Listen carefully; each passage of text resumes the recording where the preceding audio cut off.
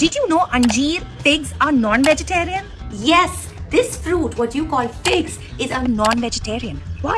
இவங்க சொல்றது உண்மையா? ஃபேக்ட் செக் பண்ணிரலாமா? ஒரு பழம் பழுக்கிறதுக்கு பாலினேஷன்ற ப்ராசஸ் நடக்கணும். இந்த அத்திப்பழம் பழுக்கிறதுக்கு நம்ம தமிழ்ல குலவின்னு சொல்ற இந்த வாஸ்ப் தான் பாலினேஷன் பண்ணுது. அத்திப்பழம் பூவா இருக்கும்போது அதுக்குள்ள ஃபீமேல் வாஸ்பும் மேல் வாஸ்பும் மேட்டிங் பண்ணி முட்டை போடும். அந்த முட்டையில இருந்து வர ஃபீமேல் வாஸ்புக்கு விங்ஸ் இருக்கிறதுனால அது பறந்து போயிடும். மேல் வாஸ்புக்கு விங்ஸ் இல்லாததுனால அது உள்ளேயே இருந்து இறந்து போயிடும். இந்த இறந்து போன பூச்சிய புரோட்டீனா பிரேக் டவுன் பண்ணி அந்த அத்திப்பழமே அப்சர்வ் பண்ணிக்கும். இது எந்த அத்திப்பழத்துல நடக்குதுன்றதுதான் நம்ம ரொம்ப முக்கியமா தெரிஞ்சுக்க வேண்டிய விஷயம். மலைப்பகுதியில காட்டு பகுதியில எல்லாம் பெருசு பெருசா வளரும்ல அத்திப்பழம், அதுலதான் இந்த ப்ராசஸ் நடக்கும்.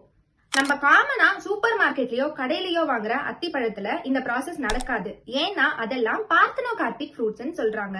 பார்த்தனோகார்பிக் ஃப்ரூட்ஸ்னா சயின்டிபிக்கா பிளான்ட் ஹார்மோன்ஸ் வச்சு பழத்தை பழுக்க